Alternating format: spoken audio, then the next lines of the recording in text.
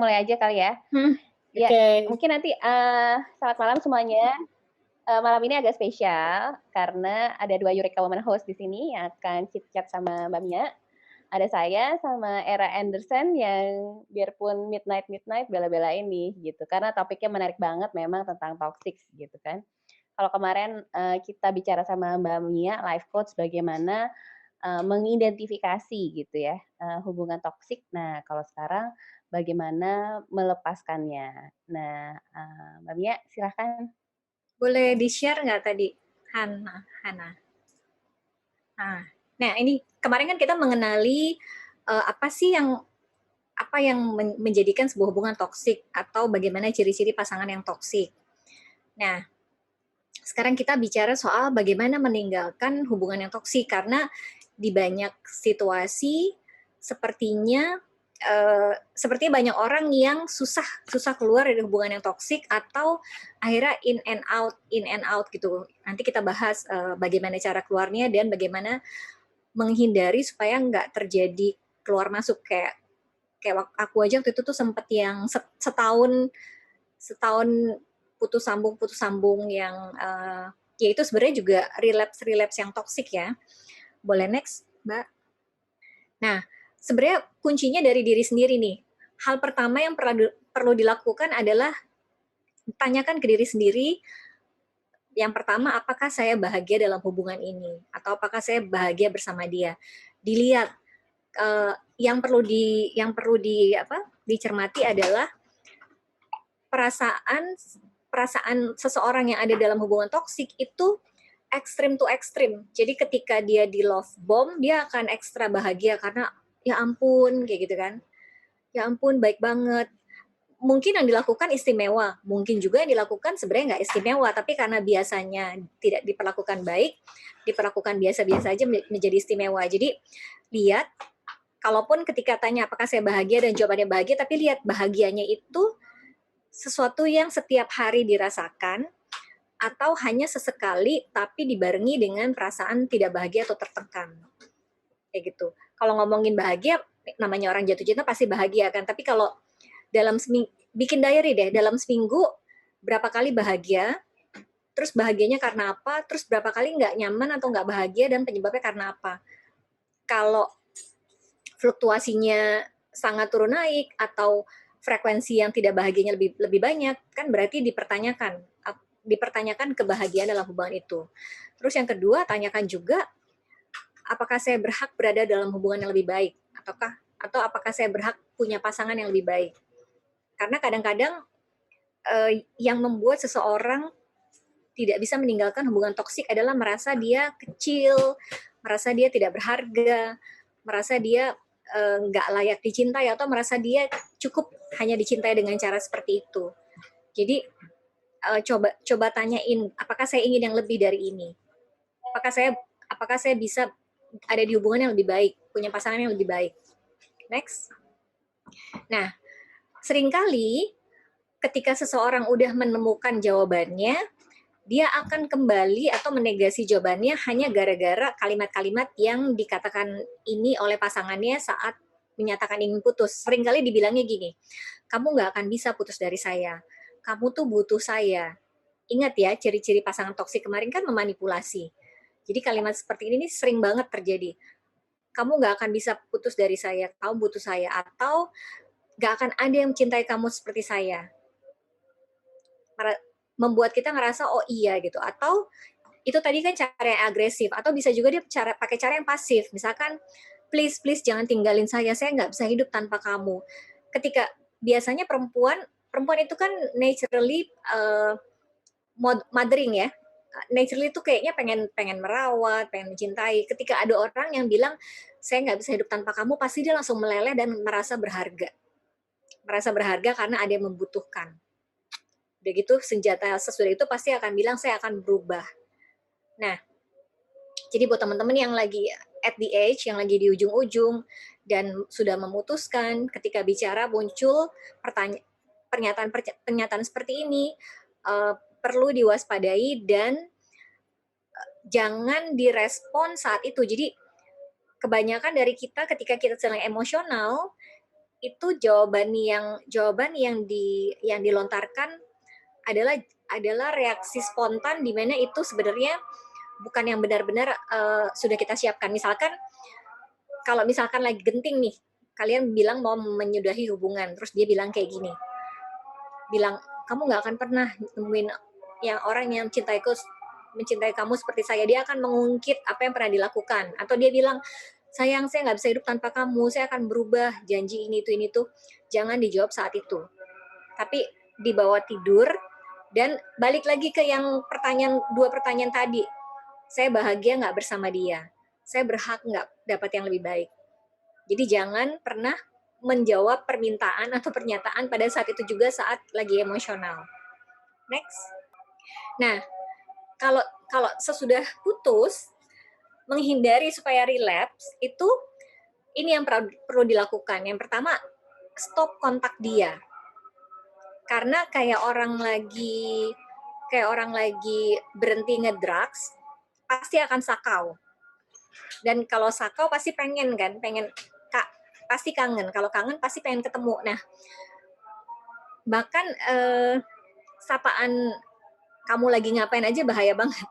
Jadi aku inget banget, pernah aku udah putus 7 bulan ya sama satu orang, tapi gara-gara weekend, dia bilang, apa kabar? Aku jadi jatuh lagi. Sesimpel itu. Jadi sebaiknya sebelum kita healing, sebelum kita benar-benar sembuh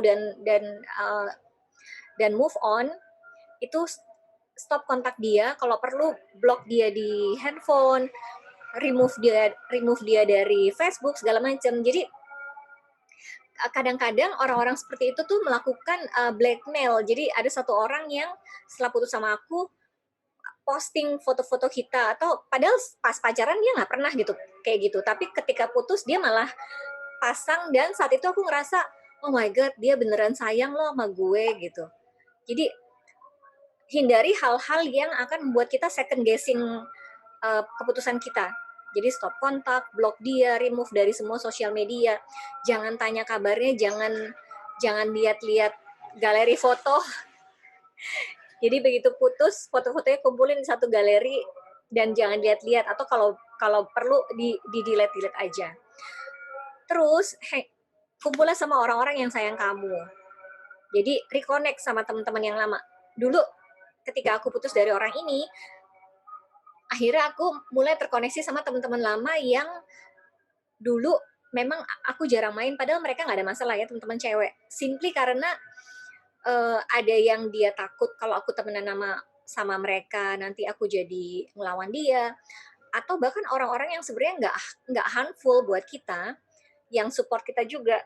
Sesimpel dia nggak pengen aku deket sama orang lain sehingga aku nggak memerlukan dia gitu. Jadi aku baru sadar bahwa ya ampun, bahkan aku nggak main sama teman-temanku yang sebenarnya nggak against dia gitu.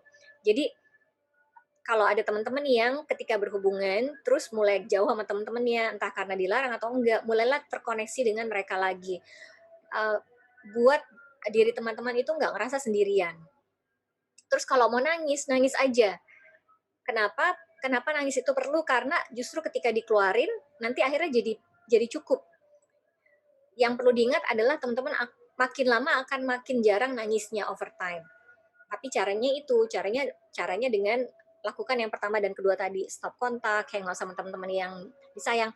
Aku tuh dulu sempet loh, yang kayak 2 minggu nggak pengen keluar apartemen, tapi terus teman-temanku jemput, geret aku ke karaoke, aku malah dipilihin lagu-lagu bucin gitu. Justru mereka pengen aku nyanyi lagu itu dan nangis. Dia bilang, nih keluarin biar lega, biar enteng. Terus yang leave the past behind tuh maksudnya jangan ketika inget yang dulu, perasaan-perasaan jatuh cintanya tuh jangan di nurture, jangan disiram lagi, tapi kalaupun mau ngelihat ke masa lalu, jadiin refleksi. Misalnya, kenapa saya jatuh cinta sama dia? Apa yang bikin saya stay? Kenapa ini penting? Karena untuk mengenali supaya hal-hal yang dilakukan di sini nggak dilakukan di hubungan selanjutnya. Jadi kalaupun mau ingat masa lalu, jangan ingat dia dulu beliin bunga, dia dulu ngapain enggak, tapi fokusnya di diri kamu. Kenapa ya gue dulu jatuh cinta sama dia? Kenapa ya gue dulu mau pacaran sama dia? Kenapa gue stay di sini? Nah, itu kemudian kalau perlu dicatat, dibikin jurnal, karena journaling itu penting banget. Nanti juga salah satu cara untuk healing itu adalah dengan journaling. Terus lakukan hal yang baru. Mungkin ketika sama dia, seluruh waktu kamu tercurah untuk dia dan jadi nggak punya waktu untuk melakukan hal-hal yang disuka. Lakukan hal-hal yang disuka yang dulu nggak sempat dilakukan karena nggak ada waktu. Lakukan hal-hal baru. Make new friends. Jadi eh, saat putus itu kan biasanya energi kita low banget kan. Keluarlah untuk nyerap energi-energi yang high. Teman-teman yang sayang, aktivitas-aktivitas baru yang bikin excited, teman-teman baru, lakukan self care atau self love. Jadi lakukan hal-hal yang kamu suka dulu nggak sama dia nggak bisa dilakukan. Nah, ini ada satu hal yang mungkin kita banyak gak sadar, tapi sebenarnya olahraga itu bisa ngebantu mengatasi patah hati. Kenapa? Karena emosi itu sebenarnya di create oleh motion. Makanya emotion kan. Sebenarnya motion itu create emotion. Coba deh kalau teman-teman sedih, terus teman-teman perhatikan bahasa tubuh kita. Kalau sedih pasti kita tidur terus meringkel kan. Ini kan kita shrink kan badannya kan, shrinking. Coba kalau teman-teman sedih, teman-teman buka dadanya, tarik napas panjang terus loncat-loncat. Itu pasti otomatis akan menjadi up. Nah, ini terjadi karena sebenarnya ketika kita bergerak, terutama ketika kita berolahraga, tubuh kita itu mengeluarkan hormon endorfin. Hormon endorfin itu adalah hormon bahagia, hormon penekan stres. Itu kenapa kalau orang habis olahraga pasti kayak apa ya, up gitu loh. Nah, memang susah ya. Pasti kita kalau lagi sedih pengennya udah di kasur, meringkel, selimutan gitu. Tapi justru dengan begitu kita membuat emosi kita juga menciut. Jadi usahakan ketika lagi sedih kena matahari, keringetan, melakukan aktivitas fisik biar hormon endorfinnya tercipta dan kita jadi less sedih. Next. Nah, ini yang tadi aku bilang apa yang bisa dilakukan juga. Kebanyakan ketika kita ada di dalam hubungan toksik, kita kayak we lose ourselves. Identitas kita tuh jadi hilang. Kita menjadi apa yang dia inginkan. Harus berpenampilan tertentu, nggak boleh make tertentu. Aku punya teman yang selama pacaran 7 tahun itu dia nggak boleh make up. Ini bintang film terkenal sih, mungkin kalau aku sebut teman-teman ini, tapi aku nggak bisa sebut namanya. Jadi selama 7 tahun pacaran itu nggak pernah make up, bajunya hanya boleh warna putih, hitam, abu-abu.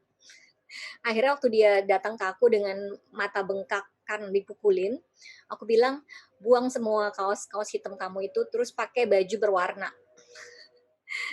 Pakai baju berwarna, pakai lipstick, aku bilang gitu. Karena itu yang aku lakukan ketika aku sedih. Itu yang teman-teman aku lakukan ketika aku sedih. Dia bilang, lo nggak boleh pakai baju hitam atau abu-abu, pakai baju warna, pakai lipstick merah, kayak gitu. Jadi sebenarnya warna itu bisa ngebawa mood juga. Nah, ini adalah terapi yang bisa dilakukan oleh teman-teman. Jadi lakukan ini selama 21 hari. Kenapa 21 hari? Karena untuk nge-rewire otak kita itu butuh minimal 21 hari. Lebih bagus kalau bisa 3 bulan ya. Jadi lakukan selama 21 hari. Tiap hari tulis satu hal yang teman-teman cintai dari diri teman-teman. Misalkan apa yang teman-teman cintai atau teman-teman bangga. Misalkan I love that I am strong. Kayak gitu. Besoknya apa yang dicintai lagi. Nah, setelah 21 hari teman-teman akan ngerasa, oh ternyata banyak juga ya hal-hal dari diri gue yang bisa gue cintai. Terus tulis juga apa yang udah dilakukan yang menambah value dalam hidup orang lain. Sesimpel, nggak usah yang jauh-jauh, sesimpel hari ini gue senyum sama supir gokar dan dia senyum juga. Hari ini gue bilang selamat pagi sama satpam di apartemen dan satpam jadi senyum sama gue. Lakukan tiap hari. Minimal satu hal. Apa yang teman-teman cintai dari teman-teman, apa yang udah dilakukan yang menambah value dalam orang lain. Terus ini teknik visualisasi, bisa pagi, bisa malam. Tutup mata dan bayangkan perasaan yang kamu rasakan saat kamu ada dalam hubungan baru yang baik. dirasakan berbunga-bunganya seperti apa, bahagianya seperti apa. Dan kalau itu dilakukan pagi hari, bawa rasa bahagianya sepanjang hari ketika teman-teman beraktivitas. Kalau itu dilakukan malam hari, bawa rasa bahagianya untuk sampai tidur. Terus bayangkan juga hubungan seperti apa yang kamu mau. Jadi tidur, bayanginnya jangan, nanti kalau ngebayangin jangan bayangin apa yang kamu nggak mau ya, jangan yang nggak mau yang ini lagi, nggak. Jadi bayangin yang positifnya, bayangin yang dimau. Ingin hubungan yang loving, yang caring, yang open, yang apa kayak gitu. Terus bayangin pasangan seperti apa yang kamu mau. Jadi divisualisasikan, dibayangkan rasa bahagianya, dan dibawa rasa bahagianya sepanjang hari atau sepanjang tidur.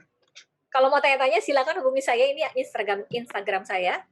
Nah, ini yang saya dapatkan dari pengalaman saya maupun beberapa teman lain yang pernah punya pengalaman keluar dari hubungan toksik. Sekarang mungkin teman-teman ada yang mau nanya atau ada yang mau share atau ada yang bilang yang saya lakukan ini tapi kok nggak works, silakan. Atau bisa juga, oh kalau saya melakukannya kayak gini gitu. Kita sama-sama sharing. Kak Era udah senyum-senyum Iya. aja tuh. Enggak, ini aku sambil mau baca nih. Christina bilang, bener Mbak, dulu gue pernah putus, gue buang ke olahraga, ukuran celana 36 jadi 33 dalam sebulan. Keren. Ya. Berarti Minimal ini ya. bikin bahagia dan juga membawa pengaruh positif yang membuat self esteem juga jadi ini. Karena waktu aku dibilang tua, gemuk, terus kurang kenceng, akhirnya aku ikut body language. Iya, jadi di sini kebetulan kalau si Christina jadi ini ya, jadi positif gitu. Outcome-nya jadi positif dengan berolahraga. Jadi kalau sebenarnya sih menurut aku kalau misalnya kalau dia bilang kan ukuran celana dari 36 ke 33 gitu. Berarti kan tambah langsing ya enggak? Kalau tambah langsing, tambah cakep, tambah cerah, pasti kan yang maksud aku mungkin yang selama ini kita nggak aware, dan orang-orang misalnya cowok-cowok sekitar kita juga yang tadinya nggak terlalu ngeh, tiba-tiba ngeliat kita lebih cerah dan glowing kan mungkin jadi wah nih attract cewek. sesuatu juga kan? Iya, benar jadi suka kan, apalagi kalau misalnya cowok-cowok ini akhirnya tahu kalau dia udah nggak sama cowok itu lagi loh, ya kan? Gitu. Iya, ya, dia udah single loh. Ke dalam bisa buat self esteem, keluar kamu jadi seseorang yang baru yang jadi dilihat, dulu dia mukanya selalu kusut, sedih, sekarang langsing, terus senyum, cerah. Dan olahraga itu kan minimal ketika kita olahraga kita mengeluarkan toksin kan lewat keringat. Minimal kulit pasti lebih bagus. Iya, benar, jadi lebih pede katanya kemana-mana. Ini sekarang dari Herlin. Aku waktu patah hati lari ke pekerjaan, akhirnya justru kebuka jalan di karir. Nah, itu juga positive outcome ya, Mia? Jadi kebanyakan orang ketika sedih itu nutup diri dan ngumpet di gua.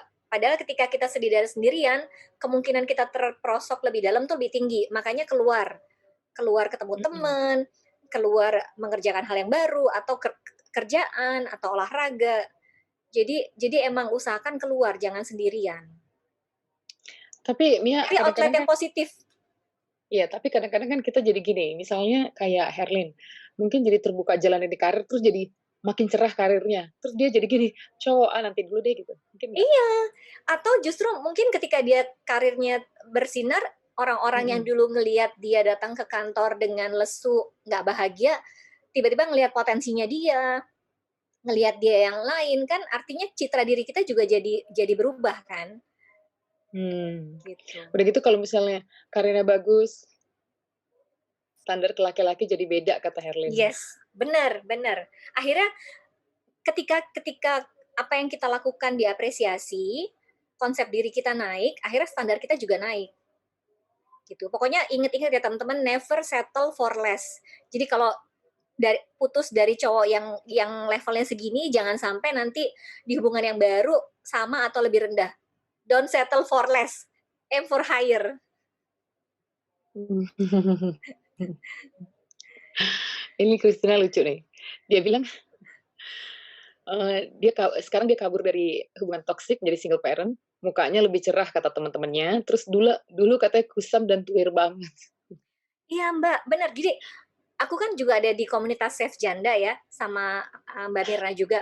Jadi kita Heeh pernah heeh. satu hari itu bikin foto before after. Mhm. Lucu-lucuan aja sebenarnya, jadi kita cari foto before bercerai sama foto after bercerai, dan semuanya justru setelah bercerai kita lebih cantik, terutama karena kita bisa senyum dan senyumnya nggak cuman bukan senyum palsu ya, senyum yang matanya juga kelihatan senyum gitu. Senyumnya udah emang bahagia gitu Mhm. ya? Jadi buat teman-teman salah satu terapi juga coba lihat, coba cari foto saat di hubungan tersebut dan foto sekarang. Teman-teman akan notice bahwa, "Oh gila ya ternyata gue lebih happy di sini, gue lebih cerah, gue lebih cantik." Mhm Bener mhm. banget Mbak Mbak Mbak tadi siapa? Christina ya? Christina, heeh. Tos Mbak, aku Ini juga single mom. kalau kalau Herlin bilangnya dulu kearifan lokal, sekarang mau go internasional, Oh Agnes yes, Momot. yes. Berarti sekarang mungkin dia mau ke bule kali ya? Aku nggak tahu ya ini Internasional aku nggak tahu atau ini Korea Korea rasis Korea? aku nggak tahu ini rasis atau enggak, tapi aku memang merasa cowok bule itu in a way lebih respect ke cewek karena mereka nggak tumbuh di keluarga tradisional di mana kalau aku ngelihat laki-laki ya di Indonesia waktu kecil diurusin orang tuanya, nanti udah nikah Mhm. diurusin istrinya.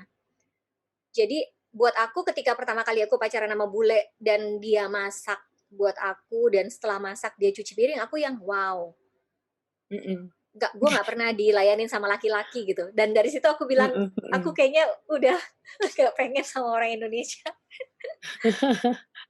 Oh jadi sekarang sekarang Mia ini ya, dating-datingnya sama Cow bule-bule?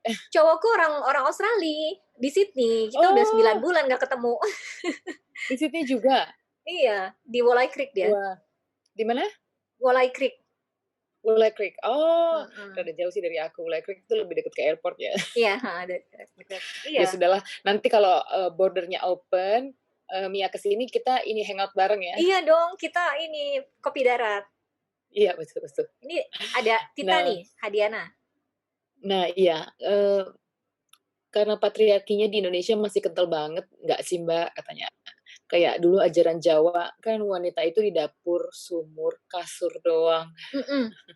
Nah, buat teman-teman yang udah punya anak, aware ya. Mhm Maksudnya kayak aku nih mhm. sama anakku yang cowok, kalau Minggu ya dia bebenah, kakaknya nyapu, ada yang ngepel, ada yang cuci piring. Jadi dia dia dari umur 4 tahun tuh udah tahu bahwa kalau hari Minggu kita beres-beres, dia punya tugas.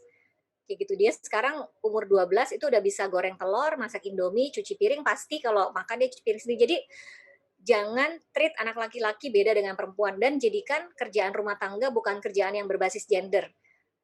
Jadi bikin Betul bikin dia aware bahwa nyapu tuh bukan kerjaan perempuan, nyapu tuh kerjaan semua orang. Kita putus betul rantai betul patriarkinya. betul.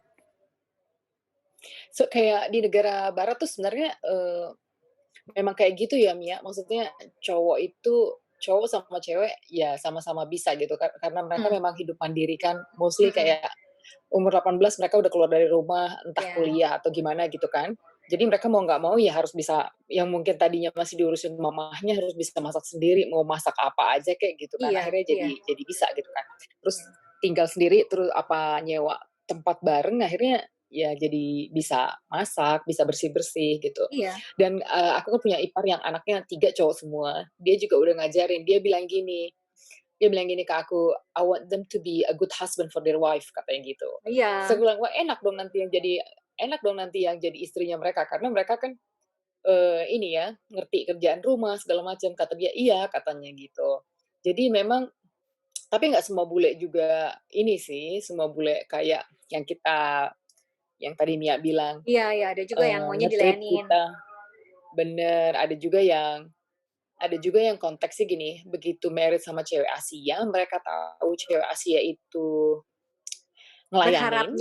Berharapnya Nah, dilayani. mostly mostly aku udah lihat nih, mostly kayak aku kenal ada cewek Filipina, terus udah gitu ada cewek Thailand gitu ya. Mostly memang mereka itu tipenya kayak cewek Indonesia yang Jawa gitu yang ngelayanin suaminya kan.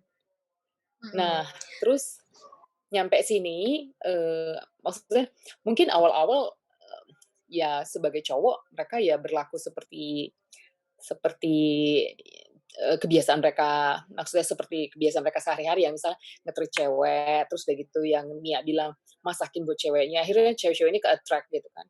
Pas setelah married nyampe sini, mereka gini, ekspektasinya adalah gue married sama cewek Asia harus ngelayanin gue. Ada juga yang kayak gitu. Jadi kayak Hmm. aku tuh punya teman cewek Thailand, dia tuh sebenarnya udah sebel gitu. Cuma masalahnya aku kalau ngomong sama dia itu rada susah karena dia kan susah bahasa Inggrisnya gitu ya. Hmm. Jadi mau dibilangin juga dia rada nggak ngerti gitu. Hmm. Terus tapi kadang-kadang dia suka bilang gini sama aku, eee, kayak kita bilang, "Kita pergi yuk gini-gini," gitu kan. Terus kata dia, cannot darling," katanya. "Kenapa?" Aku bilang gitu, "My husband at home," katanya gitu. Jadi suaminya ini benar-benar yang, aduh kalau, apa namanya, kalau misalnya, di rumah kan civil nih suaminya. Jadi kalau ada di rumah maunya istrinya tuh benar-benar yang di rumah, jadi kalau dia bilang kayak minum minta diambilin, makan minta diambilin, sepatu Nggak, minta diambilin iya bener. nggak punya tangan Terus apa? bener bener bener, sampai nah kebetulan ini Indian Aussie gitu, ya kan. Hmm. Terus udah gitu, eee, yang temen-temen maksudnya suaminya temen-temen yang bule aja sampai gini, sampai reseh, bukan reseh, sampai risih gitu. "Ini anak Hmm. kenapa sih?" Gitu, mentang-mentang istrinya dari Thailand, di depan suami-suami yang lain juga diperlakukan seperti itu. Dia bilang gini, "Makanan gue mana?" Gitu. Jadi kayak ini suami-suami misalnya kayak suami-suami kita ngambil makan sendiri gitu, ini enggak, dia pengen istrinya ngambilin gitu. Jadi aku bilang, "Aduh kasihan banget ya," gitu. Hmm. Masih ada sebenarnya kayak gitu ya, cuma Ah. makanya aku bilang, eee, makanya memang mereka diajarnya seperti yang kita bilang tadi, tapi ekspektasi mereka untuk married sama cewek Asia tuh jangan-jangan ya seperti si bapak ini gitu. Heeh. Nah, ini juga mungkin hubungannya sama bagaimana bagaimana citra cewek Asia dicitrakan oleh justru cewek Asia mencitrakan dirinya. Jadi Mhm, menurutku sih kita kita aware dan hati-hati bagaimana merepresentasikan diri kita kayak mhm, gitu. Jadi kayak gini nih, ketika aku baru pertama kali kayak PDKT sama pacarku ini kan kita makan malam di rumahnya, dia masak, terus sudah masak aku tawarin, ini the current one ya? the current one ya, kan dia Iya, waktu itu sempat 4 tahun di Jakarta kan kerja. mhm, Terus setelah makan, eee, kan aku bilang, "Ini bisnisnya gimana?" Dia bilang, "No no no, kamu kamu tamu di sini, jadi kamu duduk aja," dan dia cuci piring. Nah, over time ketika kita mulai deket, itu semuanya di-put on the table bahwa, aku bilang, "Aku suka masak dan kalau kamu seneng masak buat aku juga suatu saat pengen masak buat kamu." Terus aku juga bilang bahwa terus kayak dia kan kayak mau memperlakukan aku kayak saya nggak mau jadi, cowok-cowok bule yang, buat dia cewek Asia adalah, eee, i eee, buat servis dia. Terus aku bilang, mhm, "I love doing housework, tapi bukan karena harus, tapi karena suka." Kayak aku OCD, aku suka bebenah, kayak gitu. Dan di situ akhirnya kita baru mhm, ketemu bahwa, "Oke, good kalau kamu suka benah, saya nggak suka bebenah." Makanya kalau aku ke Sydney, bagian dia adalah belanja, masak, cuci piring. Aku yang beres-beres, kayak gitu. Jadi kita datang dengan kepercayaan bahwa I have value, I have something to offer, tapi I do it because I want to, not because I have to.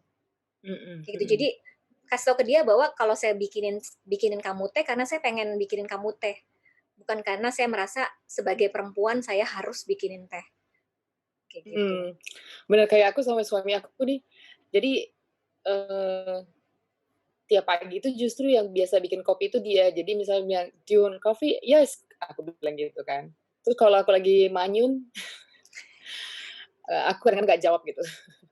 Dia bilang, "Kamu mau kopi nggak?" Gitu. Terus aku bilang, gitu. "No," gitu, karena memang lagi silent Yang di treatment kan. alpha female-nya. Iya, bener bener bener.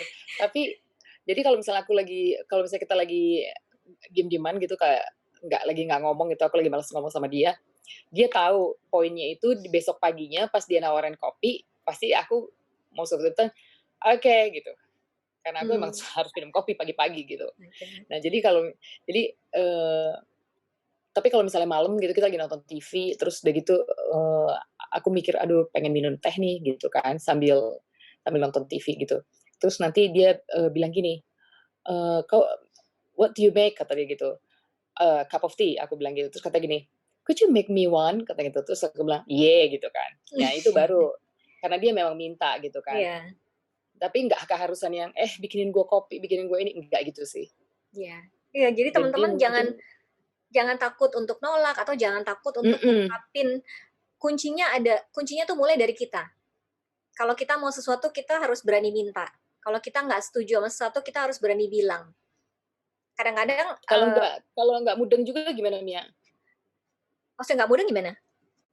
Nggak, Misalnya biasanya kita bilang perempuan tuh gini loh, ini juga salah satu ya, ini soalnya ada di aku. Jadi, eee,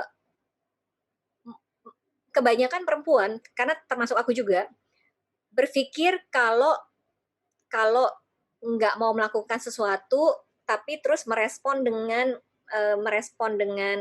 nggak semangat atau apa, menganggap nanti dia tahu bahwa gue sebenarnya nggak suka gitu.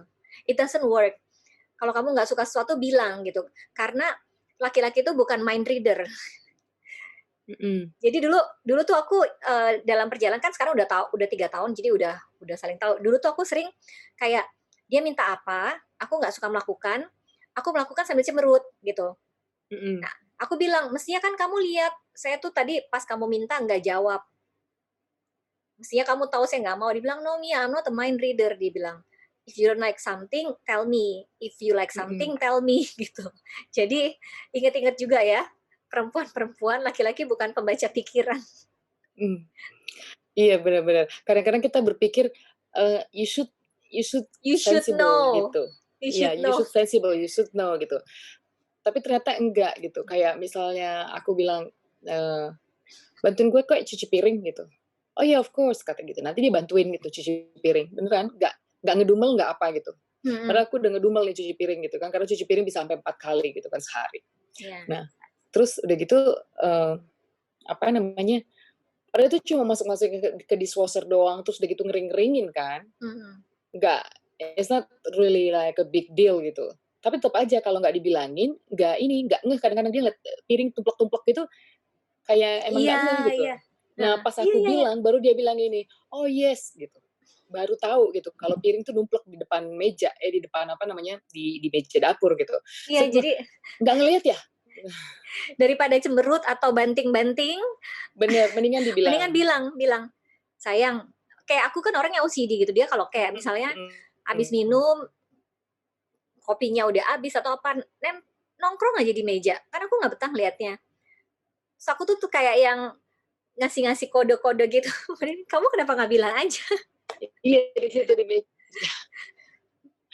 Aku bilang nggak bilang nggak bisa di dapur apa. Mmm, iya, bener bener. Apalagi kayak maksud aku sama cowok Asia pun, jangan jangan dipendem dipendem, tau-taunya jadi kita yang melempem kan. Iya, nah ini bener nih, Christina bilang, berarti jangan dibawa Indonesianya ya. Iya, nah ini bener banget, ini Indonesia banget. Kenapa kenapa perempuan kebanyakan susah mengungkapkan apa yang dia nggak suka atau dia yang nggak mau, karena memang Mhm, kita kita tumbuh dengan kepercayaan bahwa perempuan tuh jangan banyak omong. Perempuan harus mhm. pinter nyimpen. Tuh dia langsung, Christina. Jadi kebanyakan kita tumbuh dengan perempuan jangan cerewet, perempuan tuh jangan terlalu vokal, perempuan jangan ngablak gitu. No, semua berhak mengungkapkan perasaan dan pikiran. Dan kita gini jangan cuma sama cowok bule aja ya, sama cowok Indonesia juga. Udah saatnya udah saatnya kita kita putus tuh rantai patriarkis. Bener bener. Mulai dari anak-anak kita. Kalau aku dulu malah cowok-cowokku ya kebetulan nih, cowok yang Indo justru kalau misalnya aku pas ngejemput aku gitu, ngeliat aku bawa tas berat-berat gitu, pasti bilang, sini sayang aku bawain," gitu kan. Jadi aku kebiasaan tuh. Terus pas aku sama suamiku, dari mulai zaman pacaran aku bilang, bawain dong nih tas gue tuh," kata dia, dikira gue gay nanti bawa tas cewek." Justru suamiku ini nggak mau sama sekali. Terus udah gitu, aku bawa nappy bag kan, maksudnya waktu baby-baby kan ada tas yang isinya nappy, susu, segala macem gitu kan. Apa namanya, wipes dan sebagainya. Terus itu udah berat banget. Mertuaku selalu bilang gini, Jadi kita lagi jalan dan mertuaku ada gitu, terus mertuaku bilang, kasih tuh ke laki lu supaya dia yang bawa, dia yang gotong gitu. Terus aku bilang, nggak bakal mau mom, aku bilang gitu kan sama mertuaku yang cewek. Terus dia langsung bilang, hey Pat, katanya, bawa tuh, katanya gitu. Masa istri lo udah dorong-dorong itu, terus masih bawa itu tas gede juga. Terus akhirnya dia karena diomongin sama emaknya, akhirnya dia bawa ya. Iya kan itu Tapi itu karena ada perlengkapan emaknya memang. anaknya juga. Bener-bener, tapi itu aku bilang gini, aku sampai bilang gini loh dulu sama dia. Karena kok beda banget ya aku pikir. Terus aku bilang gini, dulu cowok-cowok gue yang itu justru bawa-bawain tas gue loh, pulang kerja dibawa-bawain. Terus ya mereka gay kali katanya.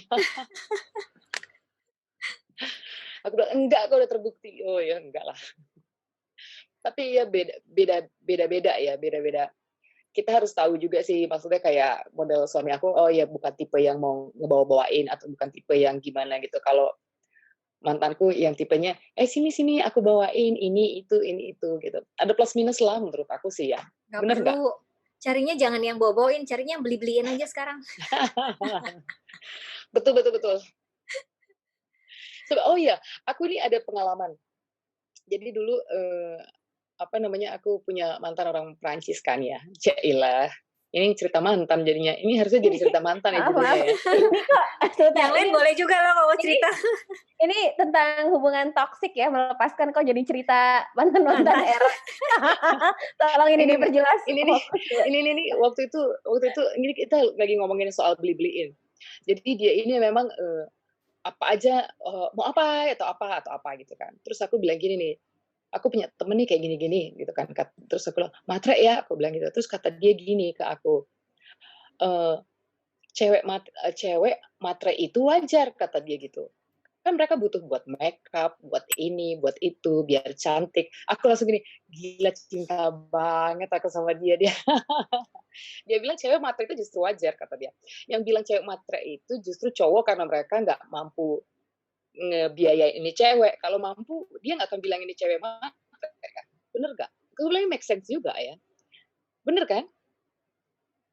Kalau misalnya gini nih, Era mungkin sesi terpisah yang beliin kali, aku Ra. berlian Iya, buat ini dibeliin. Berbagi Gini, kalau cowoknya nggak mampu beliin balik berlian, melepaskan hubungan toksik, Era. Melepaskan hubungan toksik. iya. Tapi ini soal diprotes ibu moderator. maksudnya. Tapi dia beli-beliin bukan love bombing kan? Maksudnya nggak karena beliin kemudian menuntut sesuatu. No. Dia justru karena aku bukan tipe minta-minta justru. Seperti yang Mia kan ditawarin nggak mau. Kalau aku ditawarin ya boleh lah. Dia mau dibawain apa dari Paris? Langsung aku bikin list. Parah. Lo emang gue parah dari dulu. Ayo, ada yang punya kisah hubungan toksik dan susah keluar nggak? Atau relapse lagi apa? Aku tuh dulu butuh setahun. Ya. Aku nggak toksik sih ya, tapi waktu itu putus aja. Tapi karena memang itu maksudnya rencananya kan mau merit lah, apalah gitu. Tapi ternyata putus gitu. Akhirnya itu jadi kayak gimana ya? Kayak kita kan masih muda ceritanya gitu kan. Impiannya mau merit sama si A gitu. Tiba-tiba setelah after few years terus udah gitu putus, nggak jadi karena hal-hal yang di luar kemampuan kita. Jadi itu kayaknya itu bukan karena toksik sih menurut aku ya. Cuma ya gara-gara itu akhirnya aku sempet yang down terus nggak dating sama cowok sama sekali. Nah, nggak pacaran. Bisa sesi gimana caranya letting go and move on nih? Iya, itu sampai 3 tahun loh. Wow. Baru bisa move on. Jadi dating aja sebanyak-banyaknya waktu itu, tapi nggak pakai hati gitu. Sampai temanku bilang gini, lu jahat lu Ra gitu.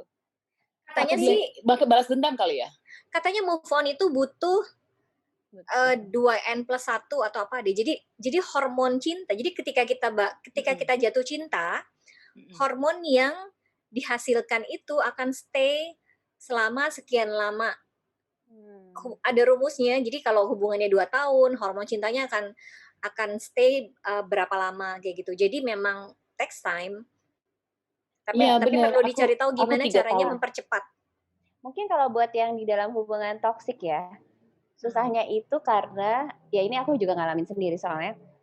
Karena kan ada fase love bombing yang di awal itu yang kita benar-benar kayak ya di inilah apa maunya kita tuh dibikin iya gitu, disenengin lah kita gitu kan. Mhm. Nah baru habis fase love bombing itu kan fase yang tidak mengenakannya ya, yang Mhm. sebenarnya kita di situ udah kayak tarik ulur, kita tahu ini hubungan ini salah gitu kan. Mhm. Coba gimana Mia? Ya, jadi ketika kita ngelihat ke masa lalu jangan dilihat jangan dimunculkan rasa bahagianya, tapi ditanyakan, "Kenapa saya merasa seperti itu?" Jadi kita tahu, oh ternyata kita merasa begitu karena ada love bombing. Nah, ini nanti buat kita aware nih selanjutnya kalau kalau kita berbunga-bunga saat love bombing, itu real feeling atau enggak, atau action-nya dia itu genuine action atau enggak. Jadi ketika nginget ke yang lalu, jangan dibesar-besarkan perasaannya, tapi lihat aja kenapa saya merasa itu saat itu. Kan kita mau Kalau kita kata mau nemuin Herlin pola nih. kalau kata Herlin, sweet di awal kayak jebakan Jebakan Batman, Batman. udahannya kita jadi halu katanya. Iya, itu dia, jangan sampai.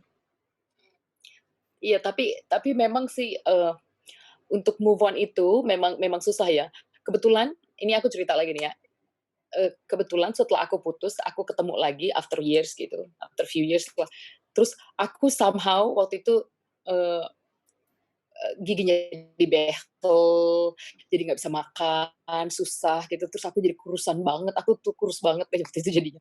Jadi super langsing gitu kan. Terus rambut warna-warna, terus udah gitu, dia ketemu aku lah, terus dia bilang gini, "Ih kamu kok cakep banget sekarang," gitu. Terus aku bilang, "Mampus lu, Oh, syukur lu, syukur." love rambut warna-warna tuh lu lagi stres sebenarnya ya, Ra? Aku Kayak pikir dulu gue gue lagi mau mencari pikir dia mencari lagi jati modis diri aja Mbak gue. Mia, tapi lagi stres. Enggak, gue mau mencari jati diri Baru gue, ketahuan gimana sekarang ya? caranya supaya gue tambah Baru keren gitu kan. ketahuan. Dulu dulu Mia warna rambut gue nih sampai merah ya kan, merah bener-bener merah membara gitu.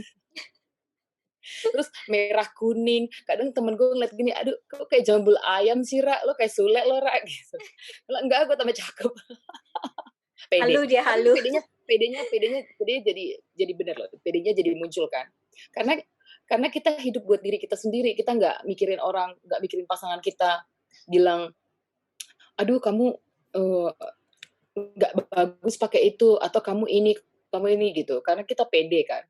Kalau kita pede, apapun yang kita pakai menurut aku jadi pas buat kita, apapun yang maksudnya apapun yang kita iniin jadi glowing aja buat kita gitu.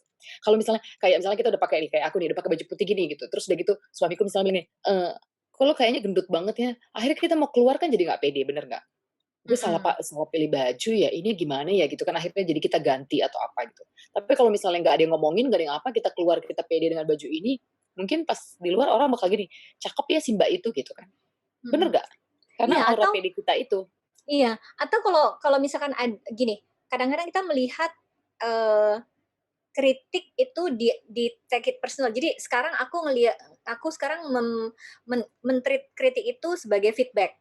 Misalkan anakku yang cowok kan kritis banget ya, kadang-kadang dia tuh kayak gini, "Mama, kalau dari samping," pokoknya dia gini, udah teteku kecil kan, dia gini, "Kalau dari samping perut Bunda lebih lebih gede dari tetenya, berarti Bunda udah harus olahraga," kayak gitu kan. Nah, aku ngeliatnya udah sebagai feedback aja. Mirna ketawa, gak punya anak cowok soalnya dia. Jadi aku ngeliatnya sebagai feedback bahwa oke, berarti ini waktunya olahraga atau waktunya jaga makanan. Tapi kemudian nggak bikin aku sedih, down atau nggak pede gitu. Jadi lihatlah feedback itu sebagai perhatian orang untuk membuat kita lebih baik. Jangan juga jadi misalkan jadi nggak pengen keluar atau pengen ganti baju, enggak, tapi lihat, oke, kalau itu benar, kalau itu nggak benar berarti gue nggak perlu worry. Kalau itu benar, apa yang bisa gue lakukan? Mbak Gitu. Mia, Mmm. ini Mhm. tuh si Tita sama tuh kayak aku. Senasib sama Mbak Mirna. Waktu awal-awal pisah tuh ada trauma bonding, berasa kangen sama kelakuan manisnya waktu evaluation phase tuh kan. Tapi Mmm. manis banget Mbak, awal-awal pisah itu sakit. Padahal kita yang ninggalin tapi nggak berasa menangnya, yang berasa, "Duh gue bego banget." Ya emang kita tuh jadi kayak keinget-inget lagi, "Ih dulu dia so sweet," gitu. Nah, kalau kayak gitu dibikin ini aja, biasanya dibikin tabel. Mmm, Misalkan mhm, perasaan bahagia itu dirasain saat apa, terus mhm. kalau memang kadang-kadang kita tuh melebih-lebihkan, misalkan dia membuat kita bahagia 3 kali, tapi itu diingat terus. Tapi kita lupa bahwa dia bikin kita ngerasa nggak nyaman, bikin kita merasa kecil, merasa nggak berharga itu 10 kali. Oh iya benar Nah, sih. kalau buat yang baru di tahap awal yang masih relapse kangen sama rasa bahagianya atau kangen diperlakukan baik, coba dia lihat. Dia berapa kali sih bikin kamu bahagia, seberapa kali bikin kamu nggak nyaman. Pasti kaget. Iya Pasti sih. bikin nggak bahagianya Iya, 3 kali lipat atau 5 lebih kali banyak. lipat. Iya, benar. Benar sih, benar. Atau bikin bahagianya skala 5 tapi bikin rasa kecilnya skala 10. Kan nggak Benar. berarti Nggak juga. berarti. Nah, ini ada juga nih Mbak yang nyari justifikasi kayaknya karena belum bisa lepas dari hubungan toksik. Dan Mbak, ada nggak sih cara supaya nyadarin pasangan bahwa dia itu toksik di hubungan yang lagi dijalanin? Tapi in a good way supaya nggak malah jadi berantem dan malah jadi dianggap kita sedang berdiskusi in a positive way buat dia juga ke depannya. Jadi ini sebenarnya ya itu masih ada harapan untuk mengubah dia gitu. Mungkin ya? Start with feeling free untuk menyatakan perasaan atau pemikiran kamu. Misalkan gini nih, kamu mau pergi terus dia bilang aku nggak suka, atau misalkan kamu ketemu teman terus dia bilang aku nggak suka kamu temenan sama dia. Tanyain aja kenapa kamu nggak suka temenan sama dia. Kalau dia nggak bisa ngasih jawaban, diungkapkan aja bahwa kamu notice nggak sih kamu nggak suka beberapa teman aku yang gini. Jadi start with having a conversation. Buat dia kemudian berpikir bahwa iya ya kenapa gue nggak suka orang ini tanpa sebab. Atau misalkan kamu kenapa sih ngelarang aku kesini. Jadi pertanyakan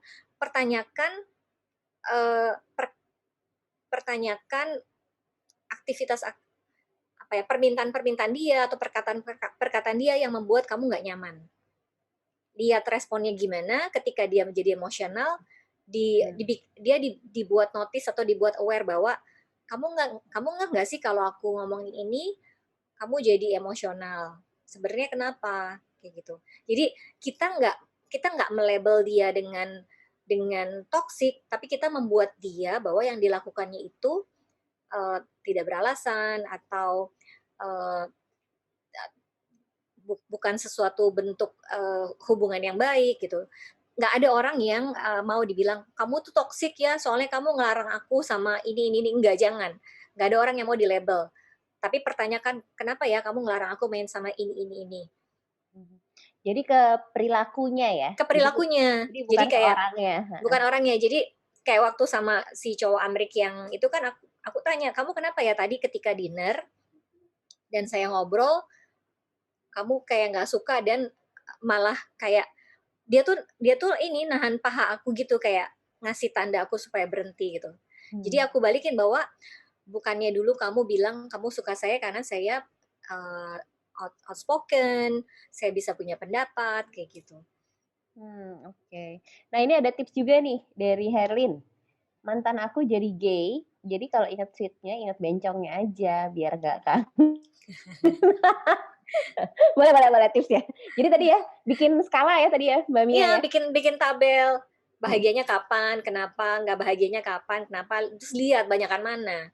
Atau kalau di skala 1 sampai 10 bahagianya berapa, nggak bahagianya berapa. Nah, bener nih. Jangan inget yang manis-manisnya aja, inget juga yang bikin ilfeel biar netral perasaannya. Iya benar. Oke, thank you Mbak Mia. Ini kayaknya udah jam 8 ya. Pas jam 8 malam. Kita foto dulu kali ya sebelum kita sudahi sesi ini, dan jangan lupa teman-teman besok masih ada hari ketiga gimana caranya kita nggak relapse lagi gitu ya Mbak Mia, breaking the pattern. Sesi sharing besok. Yang sekarang Dan videonya ditutup terus nggak ngomong, besok ngomong ya. Terima kasih. Sampai besok. Thank you, Mia. Sampai Sama-sama. besok. Bye semua. Bye semua. Bye. Bye. Be you.